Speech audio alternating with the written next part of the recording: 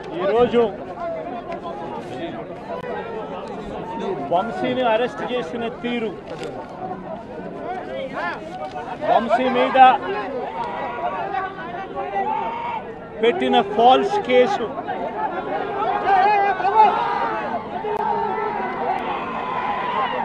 నిజంగా రాష్ట్రంలో దిగజారిపోయిన law and ఆర్డర్ను వంశీ అరెస్టు అద్దం పడుతుంది. ఎందుకనంటే వంశీను అరెస్ట్ చేసిన తీరు ఒకసారి గమనించినట్టయితే అతి దారుణమైన law and order break down కనిపిస్తుంది. ఒకసారి గమనించినట్టయితే ఈ కేసులో గన్నవరం పార్టీ కార్యాలయంపై దాడి జరిగింది అని చెప్పి ఫిర్యాదు చేసిన సత్యవర్ధన్ అనే ఈ వ్యక్తి, గన్నవరం తెలుగుదేశం పార్టీ ఆఫీసులో కంప్యూటర్ ఆపరేటర్గా పనిచేస్తా ఉన్న సత్యవర్ధన్ అనే ఈ వ్యక్తి, ఫిర్యాదు చేసిన ఇదే వ్యక్తి సాక్షాత్తు తానే జడ్జి గారి సమక్షంలో జడ్జి గారు ఇచ్చిన సమన్లకు పోలీసుల ఆధ్వర్యంలో ఆ సమన్ను అందుకొని జడ్జి గారి దగ్గరికి వచ్చి జడ్జి గారితో తానిచ్చిన వాంగ్మూలాన్ని ఒకసారి గమనిస్తే ఆ వాంగ్మూలంలో ఆయన చెప్పిన మాటలు ఏమిటి, చివరికి ఈరోజు వంశీ మీద పెట్టిన ఫాల్స్ కేసు ఏమిటి, ఇదే సత్యకుమార్ అనే వ్యక్తి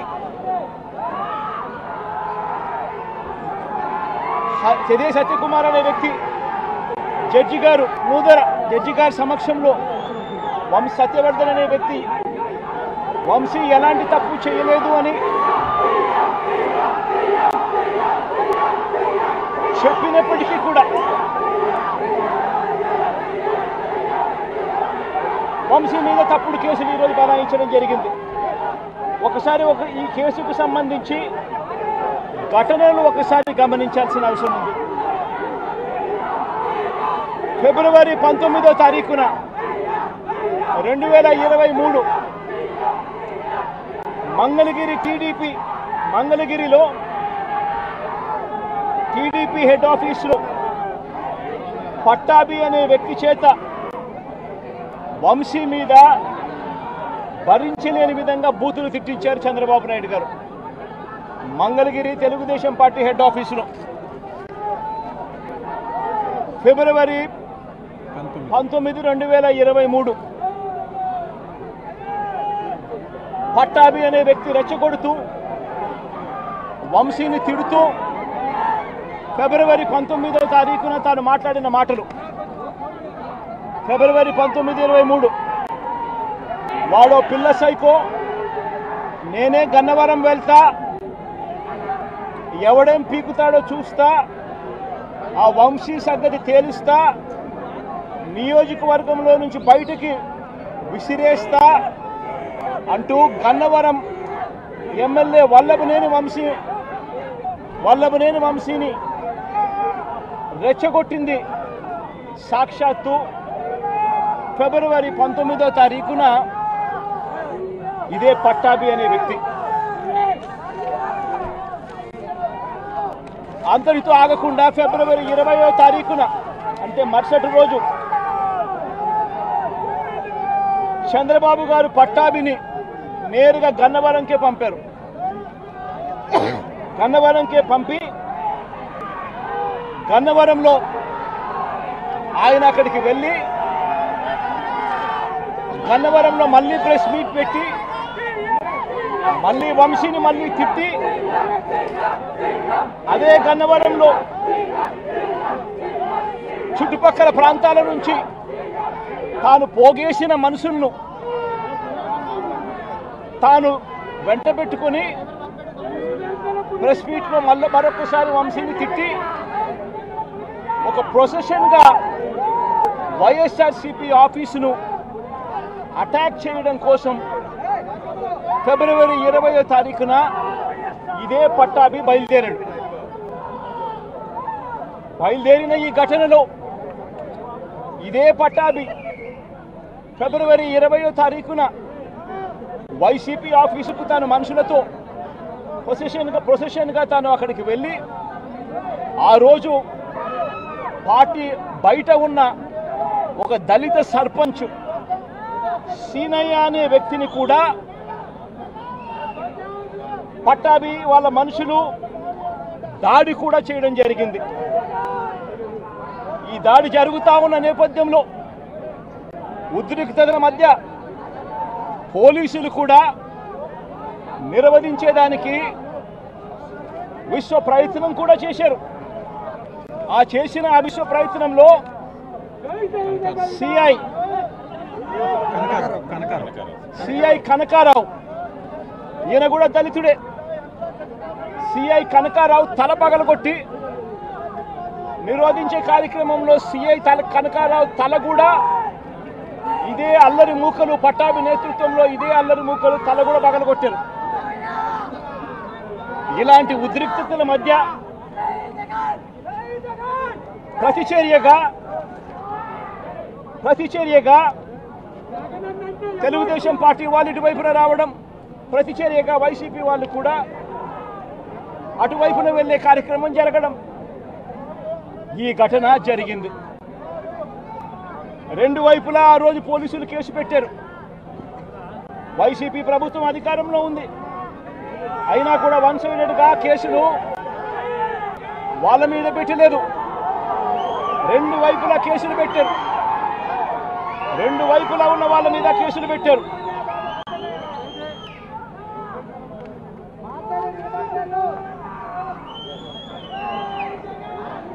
తర్వాత గన్నవరం ఘటనకు సంబంధించి అప్పటి పోలీసులు సుమోటోగా టీడీపీ పార్టీ మీద, వైసీపీ పార్టీకి సంబంధించిన వాళ్ళ మీద, ఇద్దరి మీద కేసులు పెట్టారు. ఇదే సమయంలో టీడీపీ వాళ్ళు 3 కంప్లైంట్స్ కూడా ఇచ్చారు, అవి కూడా తీసుకోవడం జరిగింది. కానీ ఈ ఘటనలన్నీ కూడా టీడీపీ ఇచ్చిన కంప్లైంట్స్లో కానీ, ఆ రోజు ఇచ్చిన కంప్లైంట్స్లో కానీ,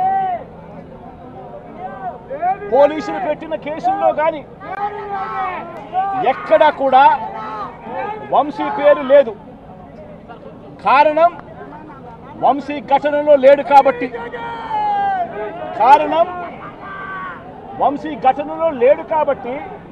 ఘటనా స్థలంలో తాను లేడు కాబట్టి వంశీ పేరు ఎక్కడ ఎవరు కూడా చెప్పలేదు. తెలుగుదేశం పార్టీ ఇచ్చిన కంప్లైంట్స్లో కానీ, పోలీసులు పెట్టిన కేసుల్లో కానీ ఫిబ్రవరి 22వ తారీఖున, అంటే ఫిబ్రవరి 20వ తారీఖున ఇది జరిగింది. ఇది జరిగిన 2 రోజుల తర్వాత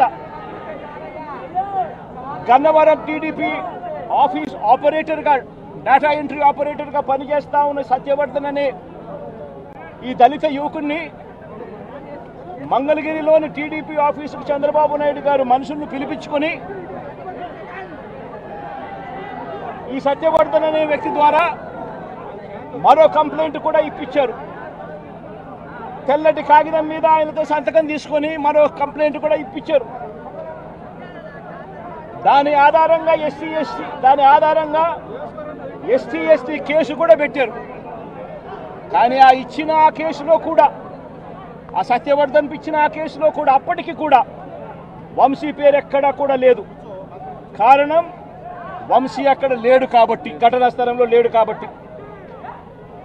ఫిబ్రవరి 23వ తారీఖున సత్యవర్ధన్ నుంచి పోలీసులు ఫిబ్రవరి 23, 2023 పోలీసులు ఇదే సత్యవర్ధన్ దగ్గర నుంచి 161 స్టేట్మెంట్ కూడా తీసుకున్నారు. ఆ స్టేట్మెంట్లో సత్యవర్ధన్ ఇచ్చిన స్టేట్మెంట్లో కూడా ఎక్కడా కూడా వంశీ పేరు ఎక్కడా లేదు. సత్యవర్ధన్ అనే వ్యక్తి ఆ 161 స్టేట్మెంట్లో, పోలీసులకు ఇచ్చిన 161 స్టేట్మెంట్లో తనని ఎవరూ తిట్టలేదని కూడా చెప్పాడు. తాను ఘటన జరిగినప్పుడు తాను అక్కడి నుంచి వెళ్ళిపోయానని కూడా చెప్పాడు. తర్వాత టీడీపీ ప్రభుత్వం రాగానే వంశీని టార్గెట్ చేయడం మొదలుపెట్టారు. జూలై 10, 2024న ఈ కేసును మళ్ళీ రీఓపెన్ చేశారు. రీఓపెన్ చేసి ఆశ్చర్యం కలిగించే విషయం ఏమి తెలుసా? ఇదే సత్యవర్ధన్ అనే వ్యక్తిని తెలుగుదేశం పార్టీ ప్రభుత్వం అధికారంలోకి వచ్చిన తర్వాత మళ్ళీ ఇదే సత్యవర్ధన్ అనే వ్యక్తి దగ్గర నుంచి మళ్ళీ 161 స్టేట్మెంట్ మళ్ళీ తీసుకున్నారు. రెండోసారి కేసు రీఓపెన్ చేసి తెలుగుదేశం పార్టీ అధికారంలోకి వచ్చిన తర్వాత ఆ రెండోసారి ఇచ్చిన 161 స్టేట్మెంట్లో కూడా సత్యవర్ధన్ ఇవే మాటలే మాట్లాడాడు. నన్ను ఎవరు తిట్టలేదని, వంశీ అక్కడ లేడు అని, తన ఘటనా స్థలం జరిగినప్పుడే తను అక్కడి నుంచి వెళ్ళిపోయాడు, అదే మాటలే మాట్లాడాడు. పోలీసులు చంద్రబాబు నాయుడు గారి ప్రభుత్వంలో తీసుకున్న 161 స్టేట్మెంట్లో కూడా తర్వాత అయినా చంద్రబాబు నాయుడు గారు వంశీ మీద పెట్టుకున్న ఆక్రోశము, వంశీ మీద పెట్టుకున్న కోపము చంద్రబాబు నాయుడు గారిది ఏ స్థాయిలో ఉందంటే ఎలాగైనా కానీ వంశీని ఇరికించాలి అనే ఆలోచనతో వంశీ ఘటనా స్థలంలో లేకపోయినా కూడా వంశీని 71వ నిందితుడిగా చేర్చారు. 71వ నిందితుడిగా వంశీ పేరును చేర్చారు. అయితే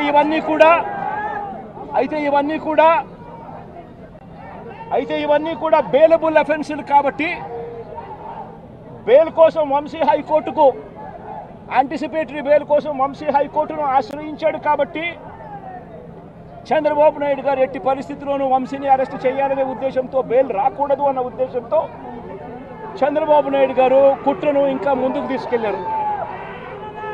గన్నవరం పార్టీ ఆఫీసును తగలబెట్టే ప్రయత్నం చేశాడు అని చెప్పి మరో ఫాల్స్ కేసు ఒకటి బుక్ చేయడం మొదలుపెట్టాడు. తెలుగుదేశం పార్టీ ఆఫీస్ అట కాల్చే కార్యక్రమం అట జరిగింది అని చెప్పి ఏకంగా చంద్రబాబు నాయుడు గారు అనే వ్యక్తి మరో ఫాల్స్ కేసు, మరో కట్టుకథ అల్లాడు. ఆఫీసును తగలబెట్టే కార్యక్రమం చేసినప్పుడు ఆ ఆఫీసు ఎవరిది అని చెప్పి, ఆ ఆఫీసు ఎస్సీ ఎస్టీలకు సంబంధించిన ఆఫీస్ వారిదే ఓనర్లు అయితే అప్పుడు ఇది నాన్ బెయిలబుల్ సెక్షన్స్ కిందికి వస్తుంది, ఎస్సీ ఎస్టీ కేసు పెట్టచ్చు అనే ఉద్దేశంతో ఏకంగా తెలుగుదేశం పార్టీ ఆఫీసు ఎస్సీ ఎస్టీలదని చెప్పి ఇంకో దొంగ కేసు, ఎస్టీ ఎస్టీలదే అని చెప్పి ఇంకొక దొంగ వాంగ్మూలాన్ని కూడా ఇచ్చేశారు ఇదే పెద్ద మనిషి చంద్రబాబు నాయుడు గారు. వాస్తవం ఏమిటంటే తెలుగుదేశం పార్టీ కాలబడింది లేదు. తెలుగుదేశం పార్టీ ఒక ఎస్సీ ఎస్టీకి సంబంధించిన వ్యక్తికి సంబంధించిన ఆఫీస్ బిల్డింగు కూడా కాదు. తెలుగుదేశం పార్టీ ఆఫీసు కడియాల సీతారామయ్య గారు అనే ఎస్సీ కాదు, ఎస్టీ కాదు, కనీసం బీసీ కూడా కాదు, చంద్రబాబు నాయుడు గారికి సంబంధించిన వ్యక్తి, ఆయన బిల్డింగ్ అది. అంటే అక్కడ కూడా చంద్రబాబు నాయుడు గారు ఉద్దేశపూర్వకంగా వంశీకి బెయిల్ రాకూడదు అని, నాన్ బెయిలబుల్ కేసు కింద దీన్ని మార్చాలి అనే ఉద్దేశంతో చేసిన మరో కుట్ర ప్రయత్నం. మరోవైపు ఈ కేసులో దాదాపుగా 94 మంది మీద కేసు పెడితే చంద్రబాబు నాయుడు గారు నెలల తరబడి వైఎస్ఆర్సీపీ నాయకులు వేధించాలనే ఉద్దేశంతో ఇంకా 44 మందికి ఇంకా బెయిల్ రాకుండా చంద్రబాబు నాయుడు గారు అడ్డుకుంటా ఉన్నారు. ఒక హక్కుగా బెయిల్ రావాల్సిన చోట నెలల తరబడి బెయిల్ రానివ్వకుండా అడ్డుకుంటా ఉన్న పరిస్థితి చంద్రబాబు నాయుడు గారు. ఇదే సత్యవర్ధన్ అనే వ్యక్తి మెజిస్ట్రేట్ దగ్గరికి తాను వచ్చి జరిగిన ఘటన గురించి మెజిస్ట్రేట్ దగ్గర వాంగ్మూలం తాను ఇచ్చేస్తే మిగతా వాళ్ళందరికీ కూడా బెయిల్లు వస్తాయి అనే ఉద్దేశంతో పోలీసులు చంద్రబాబు నాయుడు గారు ఇద్దరు కూడా కుట్ర పన్ని సత్యవర్ధన్ అనే వ్యక్తిని 20 సార్లు మెజిస్ట్రేటు రమ్మని సమన్లు పంపించినప్పటికీ కూడా ప్రతిసారి దాటేసుకుంటూ రాకుండా ఎగరగొడుతూ పోయాడు. చివరికి జడ్జికు 20వ సారికి ఇన్నిసార్లు సమన్లు ఇచ్చినా కూడా ఈ మనిషి రాకపోవడం అన్యాయము అని పోలీసుల మీద గట్టిగా జడ్జి తిట్టి ఖచ్చితంగా సమన్లు ఇవ్వండి, నెక్స్ట్ టైం వచ్చేట్టుగా ఖచ్చితంగా చూసుకోండి అంటే అప్పుడు మరుసటి వాయిదాకు సత్యవర్ధన్ అనే వ్యక్తి తానంతటి తానే హాజరై ఈ ఘటన జరిగిన సమయంలో ఇంతకుముందు తాను 161లలో ఏదైతే చెప్పాడో అదే విషయాలను మళ్ళీ జడ్జి గారి సమక్షంలో అదే విషయాలే ఆయన తెలియజేశాడు.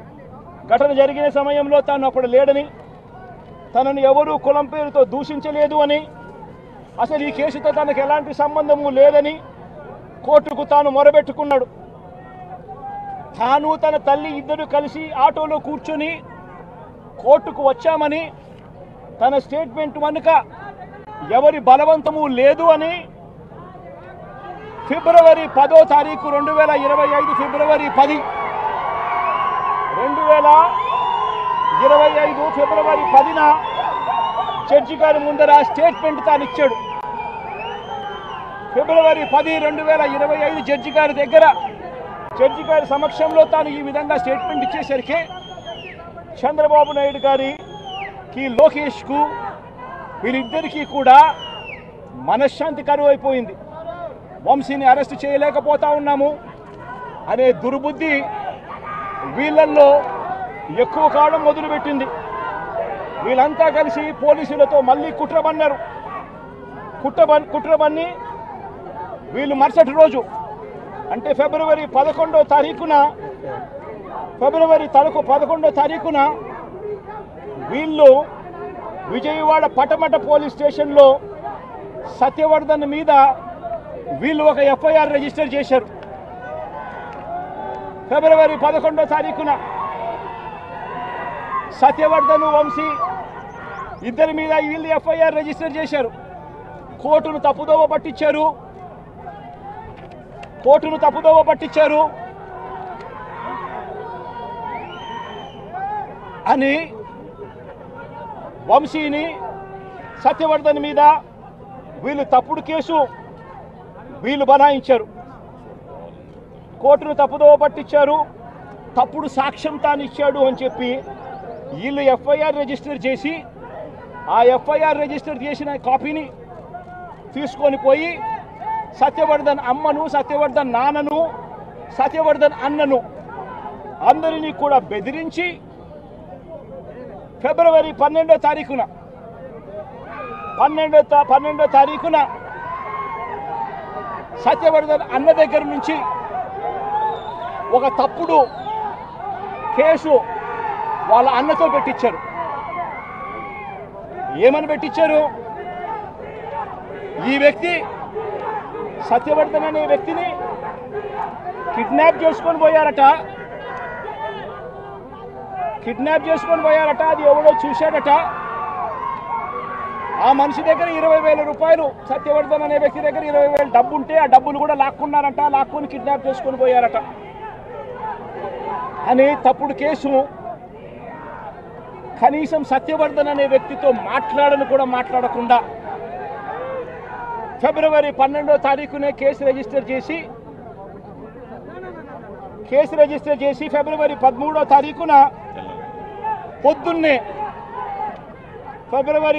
తారీఖున పొద్దున్నే వంశీని అరెస్ట్ చేశారు.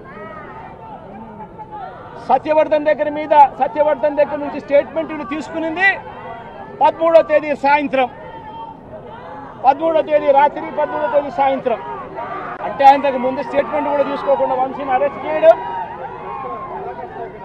ఆ వర్షన్ను మళ్ళా సత్యవర్ధన్ అనే వ్యక్తితో 13వ తారీఖు సాయంత్రం మళ్ళీ వంశీ ఇలా చేశాడని చెప్పించడం. అతి దారుణంగా లా అండ్ ఆర్డర్ ఏ స్థాయిలో ఉంది అని చెప్పడానికి ఇది ఒక పెద్ద నిదర్శనం. నిజంగా నేను చెప్తా ఉన్నా, ఒక మనిషి ఏదైనా తప్పు చేస్తే, తప్పు చేసిన ఆ వ్యక్తిని శిక్షిస్తే పోలీసులకు ఎవరికైనా గౌరవం ఉంటుంది. కానీ ఇవాళ జరుగుతూ ఉన్నది రాష్ట్రంలో ఏం జరుగుతూ ఉంది? నీకు నచ్చని వాడిని దొంగ సాక్ష్యాలు వీళ్ళే క్రియేట్ చేస్తూ ఉన్నారు, దొంగ కేసులు వీళ్ళే పెడతా ఉన్నారు. దొంగ సాక్ష్యాలు, దొంగ కేసులు పెట్టి ఇల్లీగల్గా మనుషులను తీసుకొని వచ్చి అరెస్ట్ చేస్తూ ఉన్నారు. అరెస్టులు చేసి నెలలు జైళ్ళల్లో పెట్టే కార్యక్రమాలు జరుగుతూ ఉంది. నిజంగా డెమోక్రసీ అన్నది ఏ స్థాయిలోకి దిగజారిపోయిందో చెప్పడానికి అందుకే వంశీ కేసు ఒక ఉదాహరణ అని చెప్తా ఉన్నా. ప్రజాస్వామ్యం నిజంగా ఏ స్థాయికి దిగజారిపోయింది అని అంటే, నిన్న కూడా చూసాం పిడుగురాళ్లలో మున్సిపాలిటీకి సంబంధించి అక్కడ జరిగిన మున్సిపల్ వైస్ చైర్మన్ ఎన్నుకునే ఎన్నిక పిడుగురాళ్లలో 33 మంది ఉంటే కార్పొరేటర్లు 33 మందికి 33 మంది వైసీపీనే గెలిచింది. మరి తెలుగుదేశం పార్టీ కార్పొరేటర్ కనీసం ఒక్కడు కూడా లేకపోతే తెలుగుదేశం పార్టీ ఏకంగా పిడుగురాళ్ల వైస్ ప్రెసిడెన్సీ సీటు ఒక్క సభ్యుడు కూడా లేని ఆ సీటును వీళ్ళు సిగ్గు లేకుండా మేమే గెలుచుకున్నాము అని చెప్పుకుంటా ఉన్నారు అని అంటే, నిజంగా పోలీసులు అనే వాళ్ళు చంద్రబాబు నాయుడు గారి హయాంలో ఏ స్థాయికి దిగజారిపోయి ప్రజాస్వామ్యాన్ని కూలీ చేస్తూ ఉన్నారని చెప్పడానికి నిదర్శనం. తిరుపతిలో 49 సీట్లకు 48 సీట్లు వైసీపీ గెలిచింది. తెలుగుదేశం పార్టీ గెలిచింది కేవలం ఒకే ఒక్క స్థానం. అటువంటి చోట డిప్యూటీ మేయర్ పోస్టు పోలీసుల ఆధ్వర్యంలో తెలుగుదేశం పార్టీ వాళ్ళు కార్పొరేటర్లను కిడ్నాప్ చేసుకొని, బస్సులో నుంచి కిడ్నాప్ చేసుకొని పోయి డిప్యూటీ మేయర్లను మేమే గెలుచుకున్నామని చెప్పి వాళ్ళు ప్రకటించుకుంటా ఉంటే, పోలీసులు ఏ స్థాయికి దిగజారిపోయినారు తెలుగుదేశం హయాంలో అని చెప్పడానికి ఇంకో నిదర్శనం. తుని నియోజకవర్గంలో 30 కార్పొరేటర్ల స్థానాలు 30కి 30 వైసీపీ గెలిచింది. తెలుగుదేశం పార్టీకి కనీసం ఒక్క అభ్యర్థి కూడా లేడు.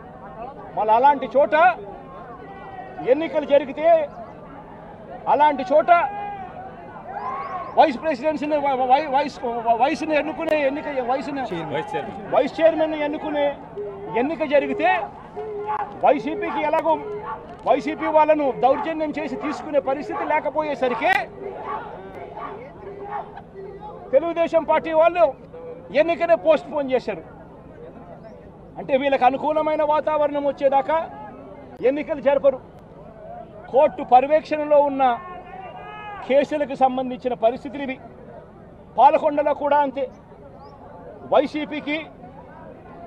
వైసీపీకి అందులో 17 ఉంటే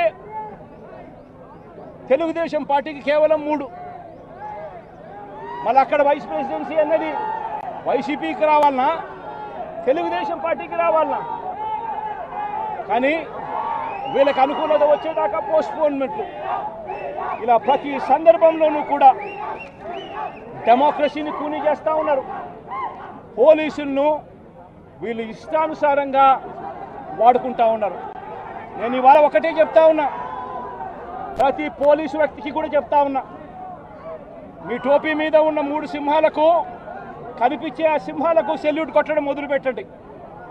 తెలుగుదేశం పార్టీ నాయకులకు సెల్యూట్ కొట్టడం మొదలుపెట్టి, వీళ్ళు చెప్పినట్టుగా చేయడం మొదలుపెట్టి, అన్యాయాలు చేయడం మొదలు పెడితే మాత్రం ఎల్లకాలము తెలుగుదేశం పార్టీ ప్రభుత్వమే ఉండదు అని చెప్పి ఇవాళ ప్రతి అధికారికి కూడా నేను తెలియజేస్తా ఉన్నా. రేపొద్దున మళ్ళీ మా అధికారం వస్తుంది. వచ్చినప్పుడు అన్యాయం చేసిన వీళ్ళందరినీ, వీళ్ళ అధికారులందరినీ, అన్యాయం చేసిన ఈ నాయకులందరినీ కూడా బట్టలు కూడా తీసి నిలబెడతామని చెప్పి కూడా ఈ సందర్భంగా తెలియజేస్తా ఉన్నాను. ఎవడిని వదిలిపెట్టేది ఉండదు. ఇదే వంశీని అరెస్ట్ చేసేటప్పుడు సిఐ అన్నాడట, నేను 1.5 సంవత్సరంలో రిటైర్ అయిపోతాను అని చెప్పి. రిటైర్ అయిపోయినా కూడా, సప్త సముద్రాల అవతల ఉన్నా కూడా మొత్తం అందరినీ కూడా పిలిపిస్తామని చెప్పి కూడా ఈ సందర్భంగా చెప్తా ఉన్నా. చట్టం ముందు నిలబడేట్టుగా చేస్తాం, బట్టలు ఊడదీస్తాం, న్యాయం జరిగేట్టుగా చేస్తాం అని ప్రతి ఒక్కరికి కూడా తెలియజేస్తా ఉన్నాం.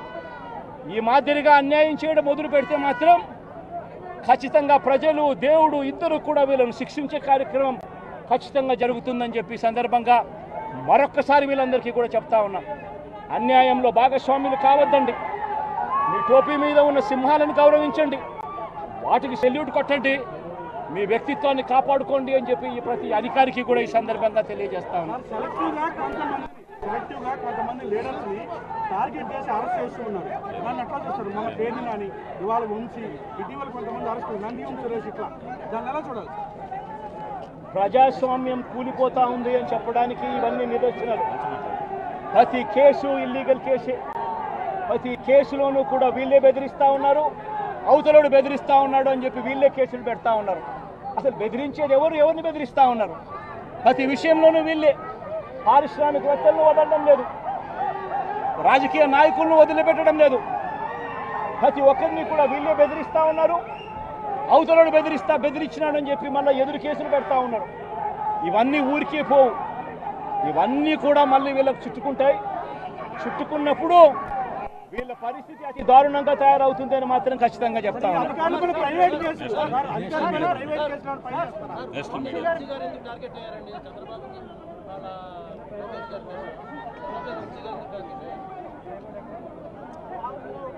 వంశీని ఎందుకు టార్గెట్ చేస్తా ఉన్నారు అనేది చంద్రబాబు నాయుడు గారికి వంశీని చూస్తే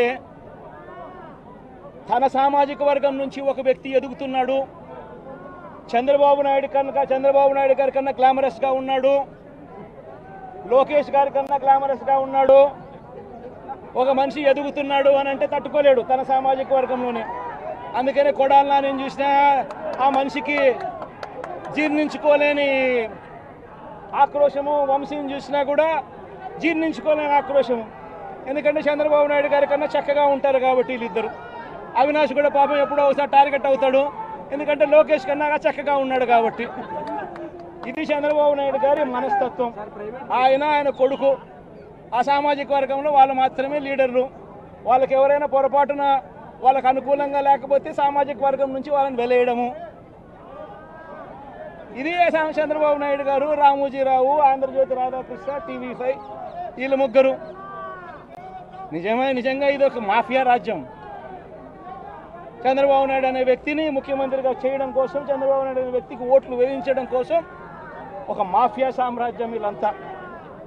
ఆ మాఫియా సామ్రాజ్యంలో ఎవరైనా చంద్రబాబు నాయుడు గారికి వ్యతిరేకంగా వాళ్ళ సామాజిక వర్గంలో ఈ అవినాష్ కానీ, నాని కానీ, వంశీ కానీ ఇలాంటి వాళ్ళు ఎవరైనా నిలబడితే, పాపం మా శంకర్రావు కానీ, మా బ్రహ్మనాయుడు కానీ ఇటువంటి వాళ్ళు ఎవరైనా నిలబడితే అంతే, వాళ్ళ సామాజిక వర్గంలో తప్పు పుట్టారు, వాళ్ళ అన్యాయస్తులు అని వాళ్ళ మీద తప్పుడు కేసులు పెట్టడం, వాళ్ళ మీద ఇల్లీగల్ అరెస్టులు చేయించడం, వాళ్ళ మీద బురద జల్లడం, వాళ్ళని ట్రోల్ చేయించడము,